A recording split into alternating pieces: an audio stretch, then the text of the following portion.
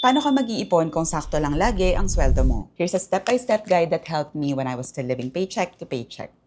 Welcome to episode 1 of our Soft Saving Era series where we save together slowly but surely. Ang unang ginagawa ko is I look at my ipon like a bill. So kung yung tax, Netflix at Spotify ko nga automatically binabawas sa sahod ko nang wala akong choice, bakit hindi yung savings ko, 'di ba? Na mas importante para sa future ko. Take note, hindi kailangan na 1,000 pesos agad ang ilagay mo sa savings mo. You can start with just 50 pesos or 100 pesos. Ang importante may mailagay ka on a monthly basis, especially when you're just getting started kasi habit building pa lang yan. So wag mo siyang tingnan as an extra pera na pwede mong galawin anytime kasi may tendency talaga na magastos mo siya. Tingnan mo siya as a non-negotiable bayarin. If possible, unahin mo din siyang bayaran kasi kapag hinuli mo yan, ang tendency, makakalimutan mo at this month, wala ka na namang ipon. Number 2 is to list down all your expenses. Yes, pati yung milk tea at kwek-kwek na binili mo kahapon. Kasi yung paglilista mo ng lahat ng gastos mo is not a way to guilt you na ang laki ng ginastos mo. This is a way for you to track your expenses and para makita mo kung saan ka pwedeng humugot para mailagay mo sa savings mo. Kasi kapag tinrack mo lahat ng expenses mo and review mo siya at the end of the month, doon mo makikita kung saan talaga napunta lahat ng pera mo at kung wala ka nga ba talagang pera para mag-ipon. Kasi by the end of the month, pwedeng ma-realize mo na ang laki pala ng ginagastos ko on a monthly basis sa kape. Baka pwedeng next month,